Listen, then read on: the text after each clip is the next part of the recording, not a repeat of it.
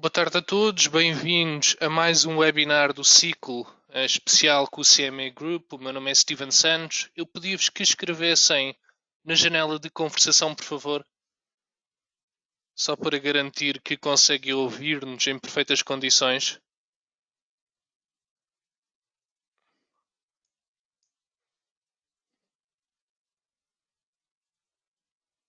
Ok, ótimo. Boa tarde, está tudo a funcionar. Obrigado por estar aqui presentes esta hora para ouvir aqui falar sobre índices acionistas. Portanto, é o tema que nos traz hoje. Portanto, depois de interrupção que nós fizemos durante o mês de agosto, tipicamente um mês mais parado, mais associado a férias, estamos agora de regresso para mais algumas sessões que se estendem até o início de outubro. Portanto, hoje começamos a dupla de webinars sobre índices acionistas, portanto, vamos focar-nos nesta classe de ativos em particular. De hoje a 8 dias teremos a sessão prática de trading nas plataformas do BiG de índices acionistas. Portanto, como sabem, hoje falaremos de contratos de referência mundial, como o S&P 500, como o Nasdaq 100, o Russell 2000 e o Dow Jones. Antes de passar aqui a palavra ao nosso orador e convidado especial, Eric Nolan, vou apresentá-lo brevemente. Portanto, o Eric Nolan é o diretor executivo e economista sénior do CME Group, como sabem, a maior bolsa de derivados do mundo e uma das principais bolsas de qualquer classe de ativos. O Eric é responsável por elaborar análise económica sobre os mercados globais, ao identificar tendências emergentes, avaliar fatores económicos e prever o seu impacto nos produtos disponíveis na CME, que incluem contratos de referência em índices, matérias-primas, pares cambiais, taxas de juros. Antes de se juntar à CME, o Eric Nolan trabalhou durante mais de 15 anos em bancos de investimento e hedge funds, quer nos Estados Unidos, quer em França, portanto, um histórico e uma experiência profissional muito ligado a trading com base em fatores macroeconómicos. Portanto, vou então passar aqui a palavra ao Eric, terminada a apresentação, que durará cerca de 35 minutos, haverá aqui uma breve sessão de perguntas e respostas, portanto, basta escreverem no chat ou em inglês ou então em português, eu traduzo como se sentirem melhor. Portanto, vamos então iniciar. Eric, you may start. Okay, thank you so much for the introduction and for inviting me again. It's such a pleasure. And as I've said previously, I hope one day we will be able to do this in Portugal, perhaps all in person, which would be very, very fun. I love going to Portugal. So before we get started, I am required to show you both the short version as well as the longer and more detailed version of CME Group's disclaimers, which essentially say that because CME Group is an exchange operator and not a broker-dealer or an investment bank, we are unable to give you any sort of trading advice. With that in mind, the equity markets, with the principal indices, the NASDAQ, the Dow, the S&P 500, the Russell 2000 have had a spectacular 12 years. The NASDAQ, since it hit bottom on the 9th of March 2009, after the global financial crisis, has risen by more than 1,400%. The S&P and the Russell have not done as well, neither has the Dow, but they're still up around 500% from their lows, which is an extraordinary performance. And so part of this presentation will be to talk about the economics of the indices in general, what drives equities, sort of what is an equity in theory, how does it relate to other markets, especially fixed income markets. And part of it will be to talk about the relative value of equities. For example, why is it that the NASDAQ has done so spectacularly well over the last decade or so compared to the other indices? And what drives these other indices, and what might happen in the future in terms of which index might outperform? So when it comes to the NASDAQ and the S&P 500, the NASDAQ has been an outperformer for quite some period of time. This outperformance did not begin just in 2009. It's an outperformance that's been going on for a long time. But as we'll see in a few minutes, there is sort of a rational explanation for why this has happened. But basically, the NASDAQ really has gone through, I would say, 3 major phases versus the S&P 500. One phase during the 1990s, and especially in the last couple of years of the 1990s, when the NASDAQ index dramatically outperformed the S&P, particularly in late 1998, 1999, and the very beginning of 2000. The second phase was the NASDAQ collapsed. It fell 85% between 2000 and 2002, which was generally a bad period for equities. The S&P fell 50% during that time, but the NASDAQ way underperformed. It fell, it fell an additional 35% beyond what the S&P had done. So if you had invested in the S&P, you would have wound up with 50 cents. If you had invested in the NASDAQ, you would have wound up with 15 cents by 2002. But since 2002, and especially since 2009, the NASDAQ has been outperforming again, and it's been doing very, very well. But there's a lot of interesting trading you can do between these various equity indices. So that's the S&P versus the NASDAQ. The S&P also has, I think, one other really interesting point of comparison, which is the Russell 2000. The Russell 2000 is very different than NASDAQ. The NASDAQ index is basically 100 stocks, and almost all of those 100 stocks are also found within the S&P 500. And so, as I'm sure you know, most of those stocks are technology companies, and so that explains why the NASDAQ has done so well. By contrast, the S&P 500 and the Russell 2000 are 2 separate investment universes. There is no company in the Russell 2000 that is also in the S&P 500, and there is no company in the S&P 500 that is also in the Russell 2000. Yet, surprisingly or curiously, these 2 indices have actually gotten very similar performance over time. So, for example, the Russell Index was really created in 1984, but when they created it, they backfilled it. They applied the methodology, and they essentially calculated it back in time to 1979. So we have now 42 years worth of data for the Russell 2000 index. And since that time, the Russell 2000 index has largely given a similar performance to the S&P 500. And on a sort of day-to-day basis, the Russell 2000 has achieved a pretty high correlation versus the S&P, around 0.8 correlation. It's been a little bit less in the last year. The correlation between small caps and large cap stocks has fallen in recent months, but it's still pretty high. It's still around 0.75 positive. The other thing to know about, this is true also of the NASDAQ, is that the Russell 2000 and the NASDAQ are more volatile than the S&P. They tend to have bigger percentage movements on a day-to-day basis. And that's been true of both indices for quite a long time, for about the last 20 years or so, where they've been more volatile. But what's interesting, though, to me, is that even though the Russell has this high correlation with the S&P 500 on kind of a day-to-day basis, if the S&P is up today, probably the Russell's up too. If the S&P is down, most likely the Russell's also down. If you calculate a ratio between the Russell 2000 and the S&P 500, you sometimes see extraordinarily strong trends. For example, between 1979 and 1983, the Russell Index, these small cap stocks, dramatically outperformed the S&P. They doubled with respect to the stocks in the S&P 500.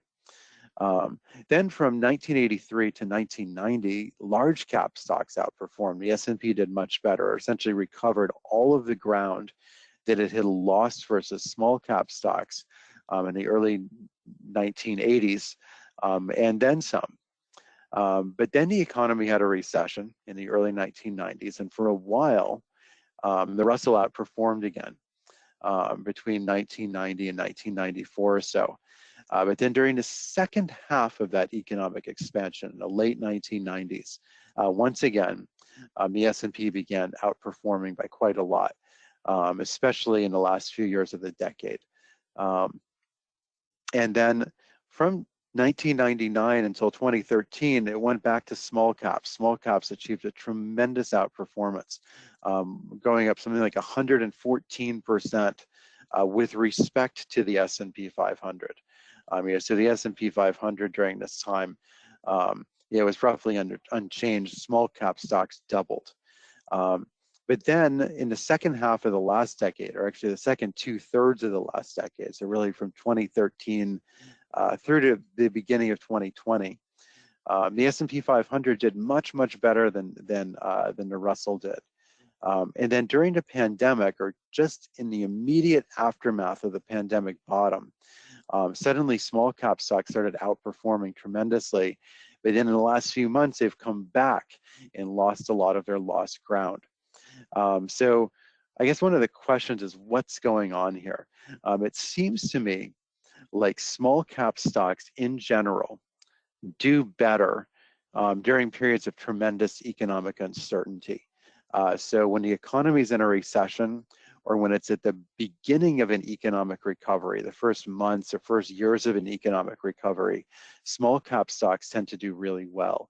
And part of that might be that small companies can change their business models more quickly than big companies. So they can respond more quickly to changes in trend. But once the economy is growing and everything is solid, big companies seem to outperform. That was true in the 1980s expansion, it was true in the 1990s expansion, and it was true as the 2010s expansion got underway. So I think one of the big questions we have now is what sort of situation are we in? If I had to guess, I think that we are still facing a lot of uncertainty because of the pandemic. So if I had to guess, I would guess that probably over the next year or two, small cap stocks might outperform.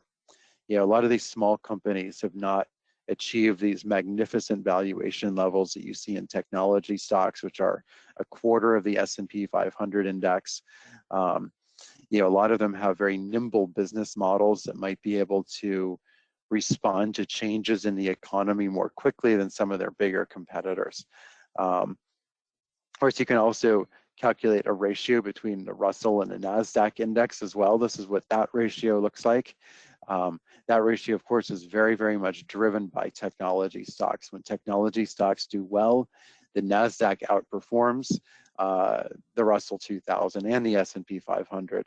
And when technology stocks do badly, typically the opposite tends to happen. But technology stocks have been doing very well, as I'm sure you all know, for these last few years. So what is the outlook? Well, I think sometimes it's helpful if you just sort of look in general at what's happened. The S&P 500 breaks down into 11 different sector indices. On this chart, we have the 9 largest sector indices. There's 2 other ones I don't show here. They're very small. There's a real estate index, and I can't even remember what the other one is. It's not coming to me right now. But essentially, these are the 9 biggest components of the S&P 500, which make up about 97% of its value. And you can see since 1990, information technology and tech stocks have been the biggest winner, followed by healthcare stocks, followed in turn by consumer discretionary stocks, which include basically luxury goods, including air travel, hotels, but also luxury brands, like Prada, these sorts of things, LVMH, all the fancy stuff. And then the underperforming things have been things like energy, telecoms, utilities, material stocks. Material stocks are basically mining companies. And kind of in the middle, you have things like consumer staples, which are basically basic goods, kinds of things that companies like Johnson & Johnson or Colgate-Palmolive tend to produce, and industrial companies, which include things like General Electric and Boeing and the automotive manufacturers, et cetera. But when you break this down by decade, you see some really interesting patterns. So during the 1990s, technology stocks had this tremendous outperformance. They left all of the other stocks very distantly behind. Utility stocks, materials, energy did not do well in the 1990s, but IT did extremely well, and consumer discretionary and healthcare did pretty well too. If you skip the next decade, you go to the 20 teens, essentially the same thing happened. IT stocks outperformed, consumer discretionary did really well, healthcare stocks did well, but the same indices that did badly in the 1990s did badly during the 20 teens as well. So utilities, materials, energy stocks did very, very badly. But what's interesting though is in the decade in between, the decade of the 2000s, or the noughties as we sometimes call them in English, you saw, I should say that so far in the 2020s also, IT stocks have outperformed. So far, as of the 5th of September, or the 8th of September rather, 2021, IT stocks are still the outperformer this decade. And still, consumer discretionary and health are doing well. Energy is not doing so well. So in a sense, it looks very similar so far to the 1990s and the 20 teens. But what's important to realize though, is that sometimes these relationships reverse. So during, for example, the first decade of the century, energy stocks were the big outperformer. Consumer staples did really well, so did material stocks. And the worst performing sector was IT and telecom and financial services. So I think that this is important to sort of keep in mind. That you can have really big reversals from one decade to another.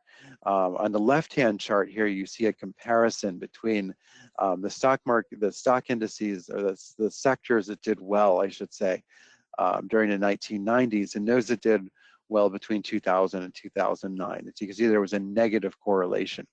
The outperformers from one decade were the worst performers the next decade. The same thing happened between 2000 and 2009 versus the 20 teens. The best performers in the first decade of the new century were the worst performers in the second decade. So it is possible that some of these very, very high valuation levels we see in information technology stocks might go into reverse, and that these stocks might begin to decline. So I think that's something to bear in mind as we look to what might do well in the future. If I had to guess about the coming decade, I would guess that maybe some of the worst performing sectors like energy could in fact do quite well. For example, everybody now is saying that, well, we need to switch over to alternative energy, and that's of course bad news for the oil sector. That might be true, but the thing is, we're not really ready to switch over to alternative energies. I think the oil sector probably remains important economically and maybe very profitable for the next decade. So people might be surprised in the next decade that it continues to be profitable. On the other hand, some of these IT companies are now under increasing regulatory scrutiny. We see this most especially in China. Where Alibaba and Tencent are now the subject of a government crackdown. I think even in Europe and in the United States, there is a growing political consensus that companies like Amazon and Apple and Google and Facebook and Twitter and LinkedIn, et cetera, are too powerful. They've essentially become monopolies. And so monopolies are very profitable, which is why their stocks have been doing so well. But as they face increasingly antitrust scrutiny, their stocks might not do so well. So this NASDAQ index, which has been outperforming so much because of the high technology components, might not turn out to be a good investment in the future. So that to my mind is sort of the relationship between the different indices. Small cap stocks tend to do well during recessions and early stage recoveries, and the NASDAQ tends to do well when technology stocks are outperforming the rest of the market. And the relationships that have held in the last few years could very well change in the next few years. And I think that it's likely that they will as we come out of the pandemic into a very different political environment and a very different economic environment, which we'll talk about more in a second. But there's a sort of even bigger question, though, which is the valuation of the equity market itself as a whole. The S&P 500 is the most widely followed index in the US by investors. Now, the news media tends to focus mainly on the Dow Jones Industrials Average. The Dow Jones Industrials Average is historically an important index. The reason I think why people still talk about the Dow and still trade it is because it's the oldest index. It goes back to 1895. So it's a really, really old index.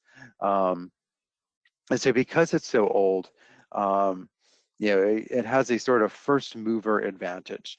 The Dow index, though, is a strange index. It includes only 30 stocks, and it's price weighted. So for example, if one company's stock trades at $1,000 per share, it has 100 times as much weight as a company whose stock trades at $10 per share, which is kind of crazy, but that's how it's calculated. I think the Dow is followed primarily by technical traders. I have heard technical traders who look at things like Fibonacci retracements and extensions and head and shoulders tops, etc. Sorts of technical formations. They like the Dow because it's a price index, and so they think it responds better to technicals than the other indexes do. I don't know if that's true or not, but that's what I have been told. But when it comes to the S&P 500, it's sort of the most economically important one because it's the largest in terms of market cap. And it's the one that's the most comprehensive view of what's going on in the US economy. But the S&P 500, like the other indices, varies inversely in its valuation with the level of long-term interest rates. So when long-term interest rates are very high, like they were during the 1970s and 80s, the equity market tends to trade at very, very low valuation levels. By contrast, when long-term interest rates are low, like they were in the 1950s and 60s, and like they have been since the 1990s, the equity market apparently can support much, much higher levels of valuation. Now, that said, the equity market has gone to valuation levels that have no precedent in history. The market capitalization of the S&P 500 is now almost 180% of US GDP. And that appears to be based on this idea that long-term interest rates are going to stay low forever in the US and that they're never ever going to increase. So if that's true, everything could turn out to be okay. But here are a couple of warning signs to watch for. So the first warning sign that maybe the equity market is getting ready to collapse or have a bear market is volatility. When volatility begins increasing, often the equity market winds up eventually having a bear market. It's not always very fast. Like volatility started rising in 1996, and the equity market didn't have a bear market until 2000 to 2002. But when it did, it fell by 50%, which was an enormous decline. Likewise, in 2007, right before the financial crisis, volatility began rising before the equity market started falling. And when the equity market started to fall, it eventually went down as much as 60%. So this time around, the equity market's been doing very well, but notice that volatility got to its lowest level in 2017. And volatility has been consistently stepping up to higher and higher levels ever since then. So this makes me nervous that the equity market in the US is getting near a major, major top in the market. And when that top happens, it will be especially bad for large cap stocks and especially bad for technology companies like the ones that dominate the NASDAQ. The timing, of course, is very difficult to say. Another good indicator is credit spreads. Credit spreads are essentially, there's a lot of ways you can calculate them, but the way I calculate them is the difference between high yield bonds, like the Credit Suisse High Yield Bond Index, and US Treasuries. So typically before a bear market begins, credit spreads begin to widen. So long-term or junk bonds or high yield bonds prices are falling, even as the stock market is going higher and higher.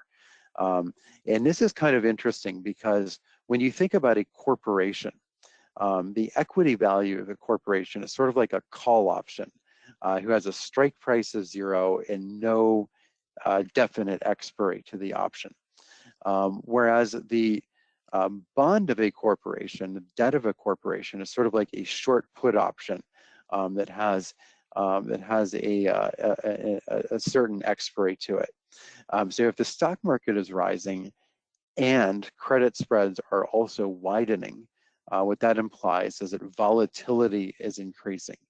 So rising volatility increases the volatility, the value of a call option, so the equity price is rising.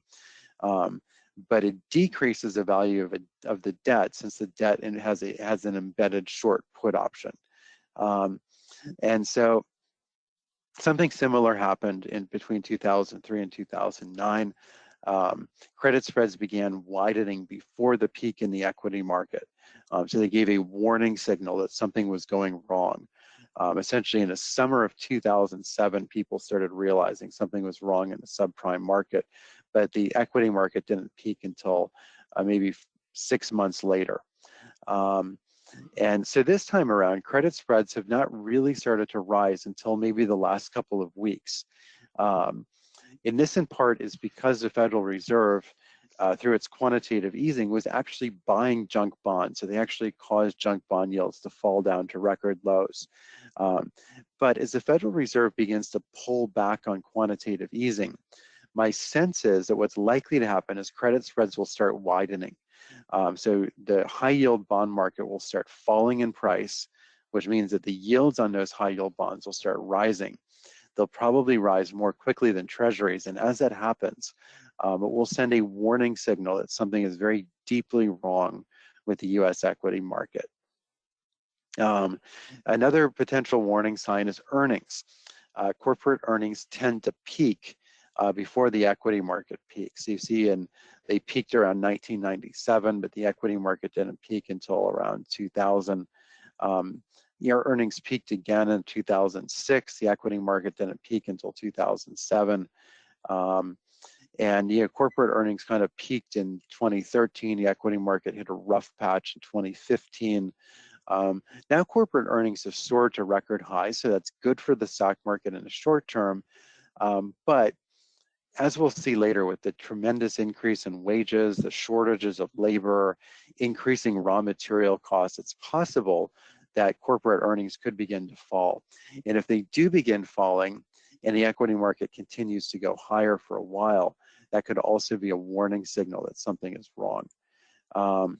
So, another way you can view the equity market from a sort of theoretical perspective is that the equity market, in theory, should be, its valuation should be equivalent to the discounted future cash flows that are produced by its corporations.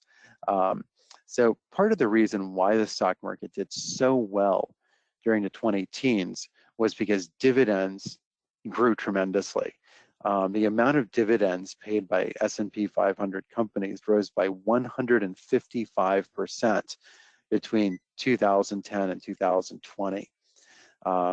And so that kind of coincided with this tremendous increase in the valuation of the equity market. But if you look at our dividend index futures, they essentially project there'll be no growth in dividends for the entire rest of the decade. After inflation is taken into account, it looks like dividends, according to this measure anyway, are actually likely to fall over the course of the 2020s. So on the one hand, you have this paradox. The stock markets are trading at record highs, or close to record highs. You have especially the S&P and the NASDAQ at record highs. The Russell and the Dow are not far from record highs. On the other hand, dividend futures basically say in the next 10 years, we don't expect very much growth in dividend payments. So how is it then that the stock market can be at record highs when people don't really seem to think there's going to be very much growth in corporate profits or in corporate cash payments to investors? Well, so if you take those next 10 years worth of dividends and you sum them up, what you get is this black line here. the nominal non-adjusted value of the next 10 years of dividends. So basically, it's increased by about 22% since 2017. So what that means is, the 10 years going forward from today, from September 2021, the dividends are expected to be 22% more than investors thought they would be in the 10 years from 2017 to 2027. And yet the stock market is up 100%. So how can dividends be increasing so slowly? Well, the stock market's increasing so quickly. Well, in theory, the equity market should be taking a net present value of those dividends. So the net present value means you have to take those dividends and you have to discount them back into the present value using long-term interest rates. So you can see from 2016 to early 2020, these two things moved in lockstep. And so mainly the reason why the stock market was increasing wasn't so much that people thought corporations were going to make more money. The stock market was increasing primarily because long-term interest rates were falling. And when long-term interest rates fall, that increases the net present value of future dividends. Then in the early stage of the pandemic, both fell together. But then since then, the stock market has way outperformed expected dividend payments, even in net present value terms. And I think the reason for that is quantitative easing. The Federal Reserve has printed trillions of dollars. The European Central Bank has printed trillions of euros, and they have used this to buy assets, and that has caused long-term interest rates to fall, which makes bonds very unattractive to hold, and that inflates the value of the stock market. Now we're going to talk about where this could potentially go in the future, but before we do that, I want to show you one other thing that is truly, truly crazy. This is going to probably be the craziest graph you have ever seen in your lives. But this graph, which I admit makes no sense by itself, will show you, I think, where we are going. But in order to understand it, we have to break it down into different parts. So we're going to break it down into 3 parts. But first, let me explain what it is. So on the bottom axis of the graph, what you have is a 2-year moving average of the VIX index, which is an index of volatility that trades at our colleagues and competitors, SIBO. And essentially the market goes through these different phases. It goes through low volatility phases and high volatility phases. The other part of this, the y-axis, the vertical axis, is the shape of the yield curve. The yield curve is the difference between short-term interest rates and long-term interest rates. So when long-term interest rates are high compared to short-term interest rates, you see the yield curve is steep. And when short-term interest rates and long-term interest rates are about the same, you say the yield curve is flat or maybe even inverted. So you take this insane looking graph, and now we're going to break it down into 3 parts, and it will make sense to you in a second. And you'll see the strange pattern. So this is the first 1/3 of it. This is what happened to the strange graph between 1990 and 1999. So what's going on here? So in 1990 and 1991, we're at the bottom of the chart. So that means we have a flat yield curve. So short-term interest rates and long-term interest rates were at similar levels. And you had a very volatile market. The market was moving very, very quickly. And we had an economic recession. The economy was in a recession in 1990 and 1991. The Federal Reserve responded to this by cutting short-term interest rates dramatically. They cut rates from 9.75% to 3%. That steepened the yield curve. And as a result, we wound up with a tremendous steepening of the yield curve, and it injected a lot of money into the economy and a lot of money into markets. And when you inject a lot of money into the markets, it makes it easier for buyers and sellers to find one another. And so when there's a lot of money in the market, somebody can execute a gigantic order, and most likely there will be other people in a nearby price who can take the other side of that trade. And so volatility started falling in 1993 and 1994. So in 1994, the Federal Reserve decided, okay, the economy is recovering, markets are no longer volatile. it's safe, we can begin increasing interest rates. So in 1994, they increased interest rates a lot. So by 1996, we had a pretty flat yield curve, but the market was still very calm. But the problem is that with the flat yield curve, the central bank was now taking money back out of the market. And in 1997, we started seeing more and more crises. First, a crisis in Thailand that spread to the rest of Asia. Then in 1998, a crisis in Russia that caused the collapse of long-term capital management, a large hedge fund in the US. So by 1999, we hit once again, we're back in this position of a flat yield curve and very volatile markets. And so the economy had another recession.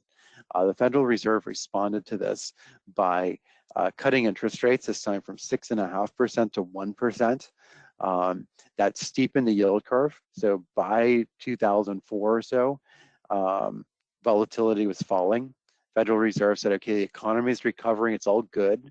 We can raise interest rates. So they raised interest rates from 1% to 5.25%. So by early 2007, we again had a flat yield curve, very little volatility. But the Federal Reserve was taking money out of the system. This time it blew up the banking system in the US, it blew up the US housing market, and we had a tremendous rise in volatility. So here we are, another decade or so, a little more than a decade has gone by. Federal Reserve, of course, cut interest rates to zero because of the global financial crisis.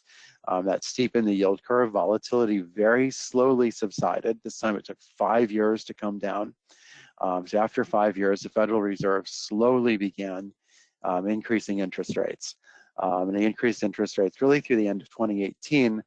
And then volatility started rising again. Then with the pandemic, we had an explosion of volatility. Federal Reserve put interest rates back at zero. So now we are in the phase where we typically see a much steeper yield curve. So typically you would see long-term bond yields rising in this environment, but they haven't risen very much yet because the Federal Reserve is buying them as a result of its quantitative easing program. But this is the problem. Inflation is now soaring in the United States. We now have 5% inflation in the US, over 4% on the core index. You have an increase in household wealth. During the global financial crisis, people lost wealth. So far during the pandemic, people have gained wealth. They've also been saving more money. They have been spending more money on retail sales, on all sorts of retail goods. Durable goods orders have also been soaring. Part of this is because the US has dealt with the pandemic in a really different way than Europe has.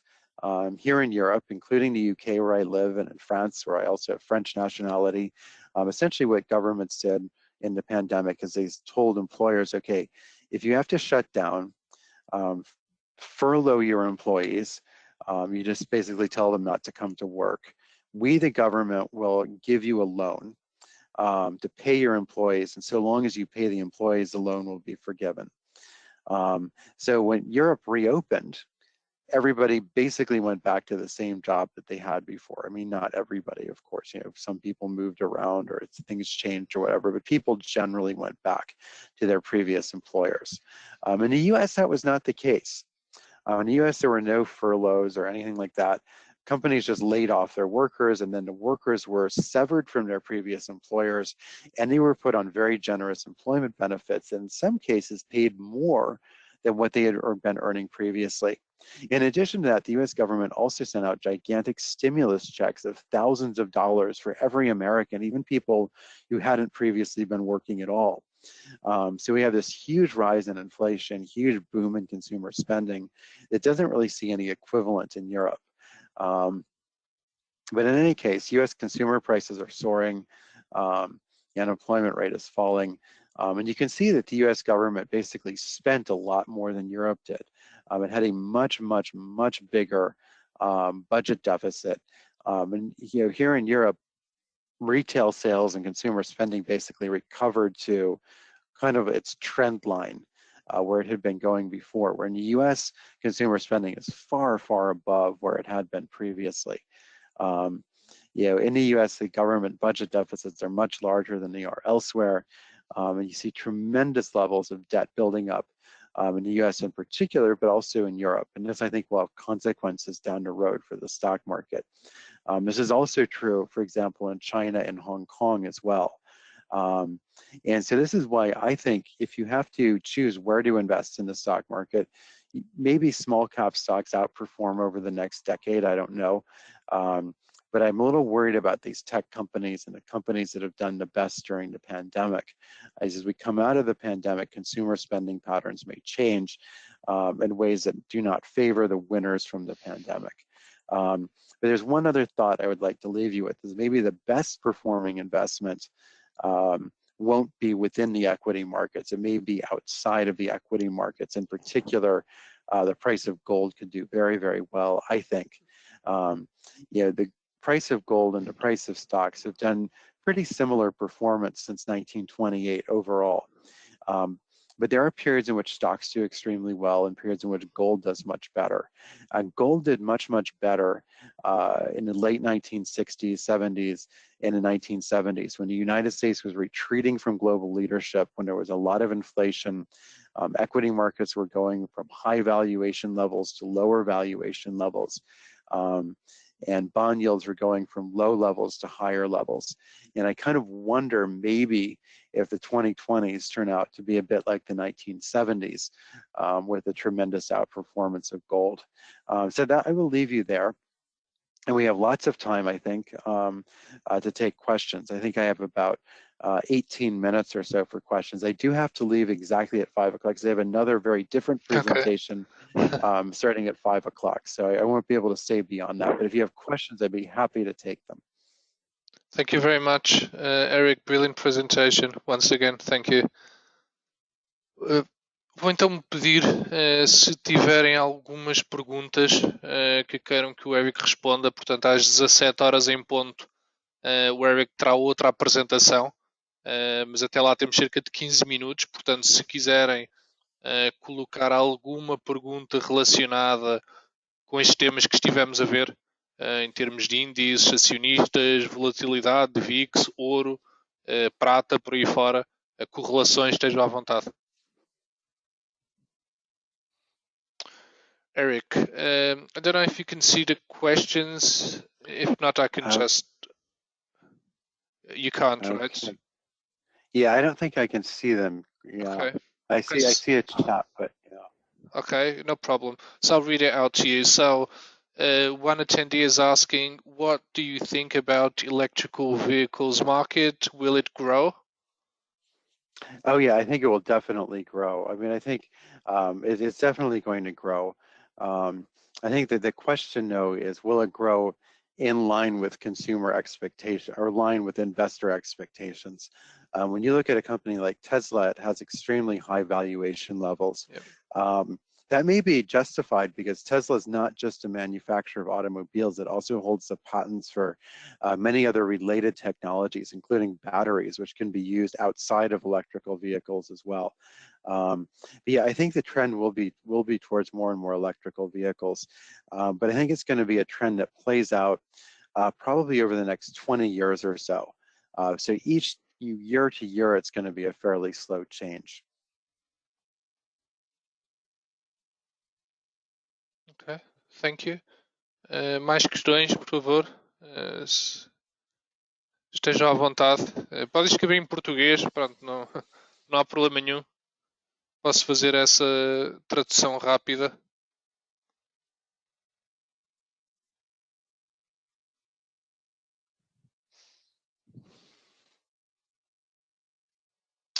Eric, we have a question related to hedging, so more on the, using futures or micro futures. What is your view on hedging, a long-only portfolio of US stocks?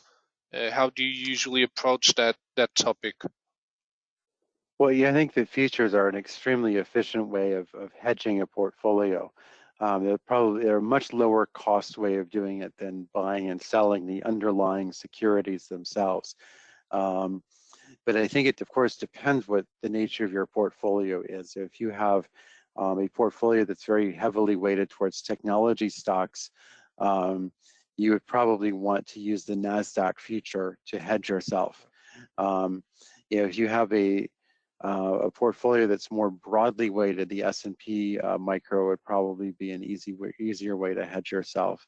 And of course, the Russell is really good for hedging portfolios and include a lot of small cap stocks. Perfect, thank you.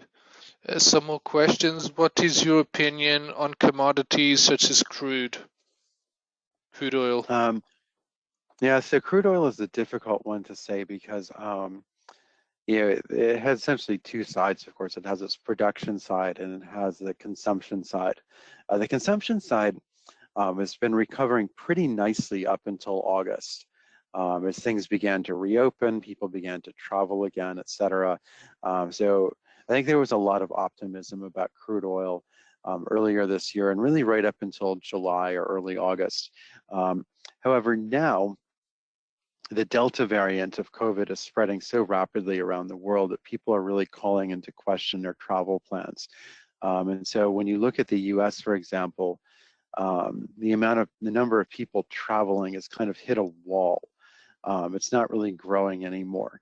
And I think the same thing is true here in Europe. Like here in Europe, things are reopening like this. You see this really very much in London today. And yesterday, people are really returning to work in the city of London for the first time in a long, long time. And it seems to be the case elsewhere. But my worry, though, is in the Northern Hemisphere that we could see a tremendous number of cases as the weather gets colder.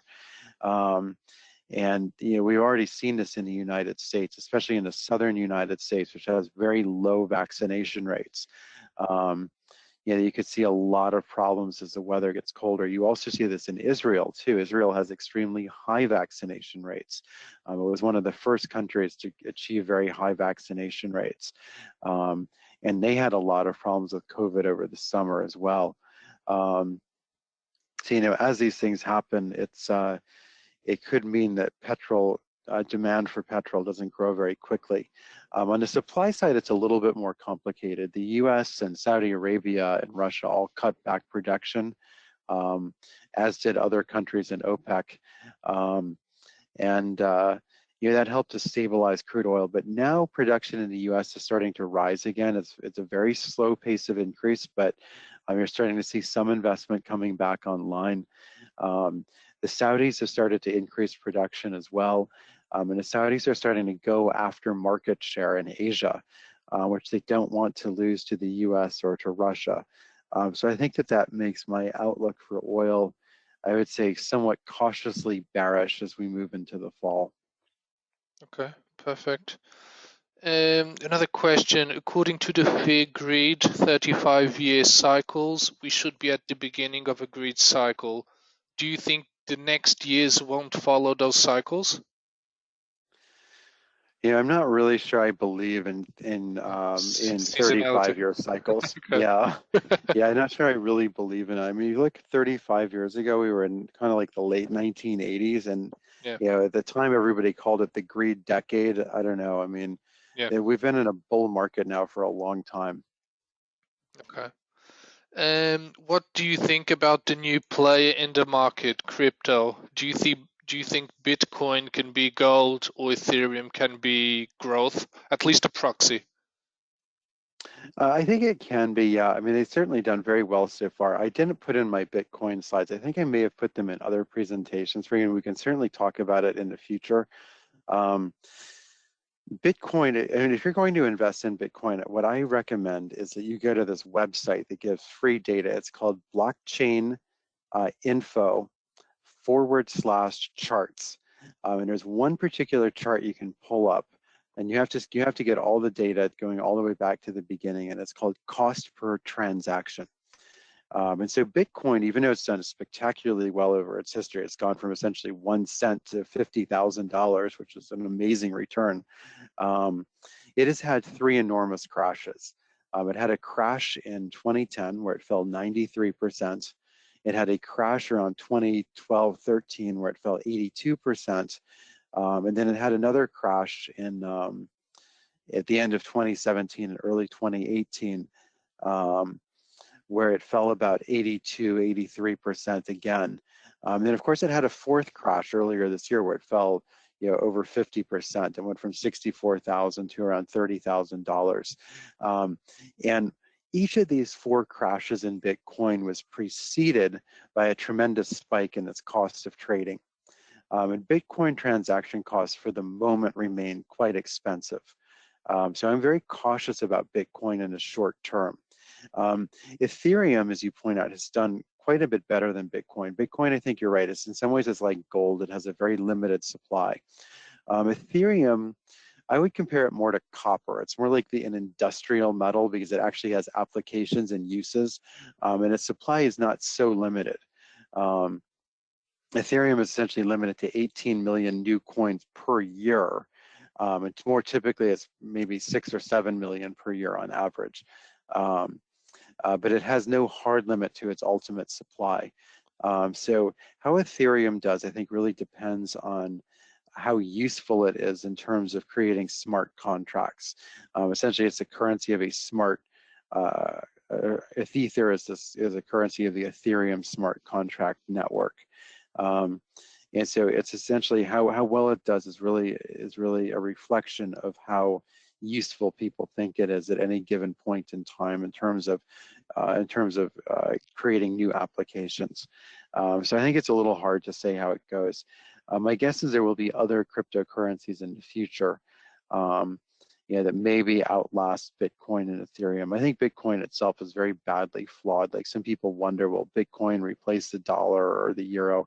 The answer to that question, I think, is definitely not. It's just too volatile, and limiting it to 21 million coins is crazy. I mean, we already have 18.7 million coins minus the ones that have been lost and nobody knows where they are or how to retrieve them. So only 2.3 million coins can still be created.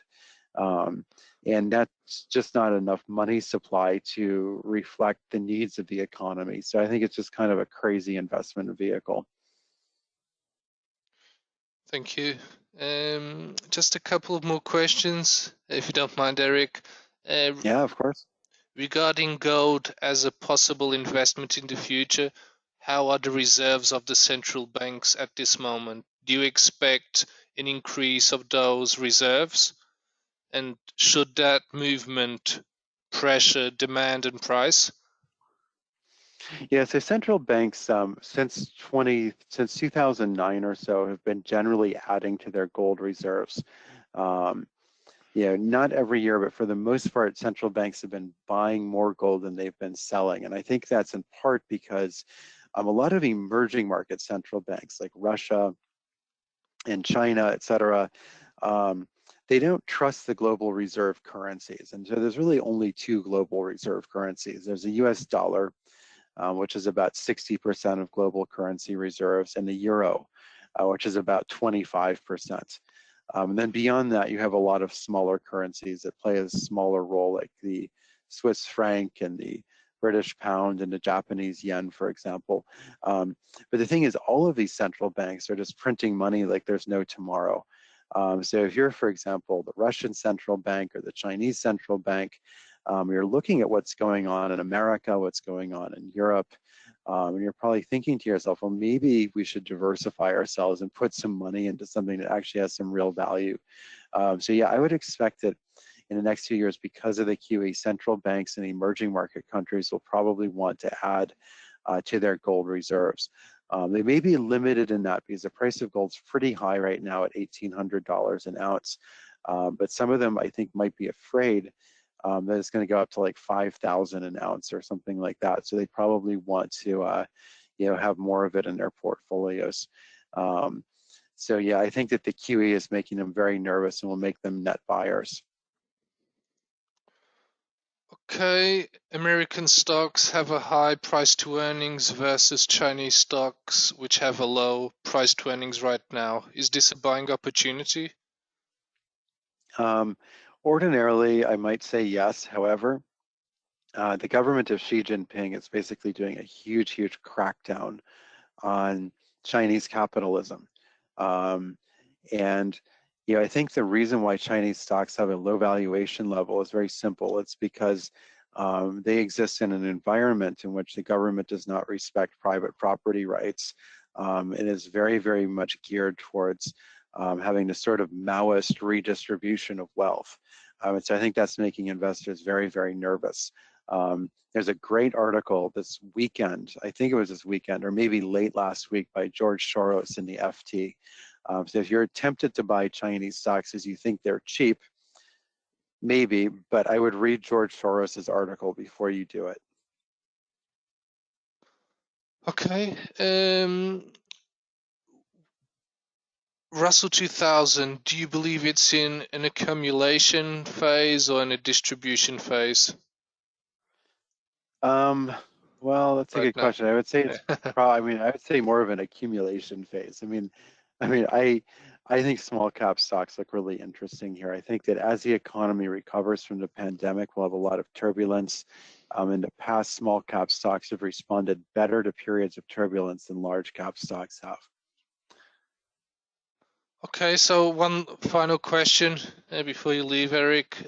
What will be the triggers to change the indices bull run into a bear run? This is $1 million question.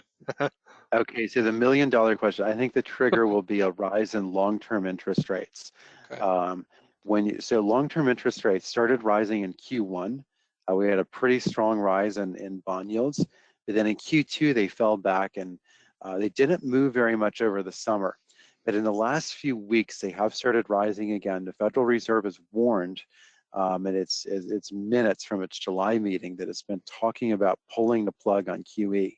I think once the European Central Bank, the Bank of Japan, and the Fed stop printing money and buying bonds, you could see a substantial rise in long-term bond yields, and that calls into question the entire valuation of the equity market, but especially the valuation levels of the most outperforming stocks, especially the technology stocks in the NASDAQ, which are also pretty dominant in the S&P too. But much less effective will be the Russell 2000. Last thing I would just very briefly mention that most European stock markets are not particularly expensive. So I think European stocks generally have a better valuation than the US stocks do. Thank you very much, Eric. I believe your time. You have to join the other presentation. Thank you very much. It was great to have you again. We expect to invite you somewhere in the future again, and that you accept our invitation. Thank you very much. Of course, I will absolutely accept it, and I think hopefully we'll talk next time about one of the asset classes we haven't talked about yet, so maybe currencies, ags, or metals, or something like that. But I look forward to it whenever it is. Thank you. Okay. Thank you very much. Vou só continuar, só que uma outra questão que ficou por responder, houve aqui um participante que perguntou se está previsto o lançamento de índices de cripto negociáveis num futuro próximo. Pronto, a boa notícia é que na semana passada lançámos já 3 índices de criptomoedas na nossa plataforma BiG Trader 24, portanto, que permitem via CFDs replicar cabazes. Portanto, temos o Major Crypto Index, que replica 4 grandes moedas, portanto, Bitcoin, Ethereum, Bitcoin Cash e Litecoin. Temos depois um cabaz de criptos emergentes, portanto, moedas mais pequenas, de projetos mais emergentes, caso do Neo, Dash, Cardano, Monero, por aí fora. E temos também um cabaz mais abrangente, que capta praticamente todas as criptomoedas que nós temos, que são 11 ao todo. Pelo menos para já não temos na BiG Global Trade, também não temos uma previsão para ter estes cabazes. O que temos já desde final do ano passado são alguns ETFs de criptomoedas. Por exemplo, estou a pensar no Purpose Bitcoin ETF, que é o primeiro ETF do mundo. Portanto, os investimentos que são realizados por nós, no fundo, são depois convertidos na compra de bitcoins e guardados com cold storage. Podem ler também mais sobre isto na página do emitente do ETF. Portanto, já temos esses ETFs desde outubro, novembro do ano passado. Portanto, é uma questão também de pesquisarem por Bitcoin na BiG Global Trade, Ethereum, também já temos algumas alternativas, algumas soluções. Agora, de forma contínua, seguindo o preço spot, pelo menos para já na BiG Global Trade não temos solução, temos sim na BiG Trader 24. Portanto, temos estes 3 índices e depois temos CFDs sobre 11 moedas diferentes. Portanto, podem fazer sobre Bitcoin, Bitcoin Cash, Litecoin, Cardano, portanto tem uma oferta bastante vasta se realmente estiverem convictos em algum projeto, em alguma destas moedas e aí investirem de forma concordante nesse instrumento, nesse CFD. Ok, não sei se existe mais alguma questão que eu possa responder antes de darmos o webinar por terminado. Eu julgo que cobri todas as perguntas que me fizeram e que foram imensas e obrigado também pelo vosso interesse e atenção em mais esta iniciativa do BiG. Deixar também nota que estaremos de volta dentro deste ciclo do webinar, estaremos de volta dia 15 de setembro, portanto de hoje a uma semana, no horário pós-sessão norte-americana, portanto às 21h05, em que vamos ter uma sessão prática de trading de índices acionistas. Portanto, esta primeira sessão mais teórica, mais macroeconómica, entender os ativos, e depois na semana seguinte é mais trading prático, com microfuturos, com opções, futuros, pronto, requerem naturalmente uma conta maior, mas que também falamos. Depois teremos a 7ª sessão a 22 de setembro, que é abordar o mercado cambial, portanto teremos o Eric novamente connosco a comentar o mercado de Forex. Não esquecer que também a CME tem muitos contratos de referência para trading de Forex centralizado, não é? Portanto, de uma forma muito mais centralizada, não é? Portanto, dentro de uma bolsa muito mais supervisionada e portanto, com um cofre comum a qualquer trader, quer seja um pequeno trader que faça um microfuturo do euro-dólar, quer seja a Goldman Sachs ou qualquer outra grande casa de investimento mundial. Portanto, é, digamos, a principal bolsa regulada de Forex. Depois, a 8ª sessão, 29 de setembro, será a sessão prática de trading de Forex e depois, em outubro, entraremos em sessões já exclusivas para clientes com plataforma ativa, portanto, Big Global Trade ou Big Power Trade, portanto, plataformas que tenham estes instrumentos da CME, em que aí já estaremos a falar de estratégias avançadas de trading, tipos de estratégias, vamos ter mesmo um formador muito experiente da CME connosco, portanto já não será um economista, mas sim um formador e ex-trader do pregão físico de Chicago, portanto que conseguiremos à partida ter connosco a 6 de outubro e depois a dia 13 a sessão final do ciclo, em que será live trading de futuros e opções com um trader que nós convidaremos aqui da nossa corretora. Ok, muito bem. Agradeço então a vossa atenção. Entre os webinars, estão-me aqui a perguntar, poderão ser todos acedidos no canal de YouTube do Banco de Investimento Global, portanto pesquisem Banco de Investimento Global, o nosso canal, estão os vídeos, temos também uma lista de reprodução, uma playlist também a ser atualizada. Relativamente à apresentação, por norma não estamos a partilhar a ninguém, portanto deverá ser utilizada a gravação dos webinars para aceder aos slides, para aceder aos gráficos, às ideias e research proprietário da CME. Muito bem, obrigado a todos, bons investimentos a todos, bons trades, muito obrigado, boa semana de trading para todos.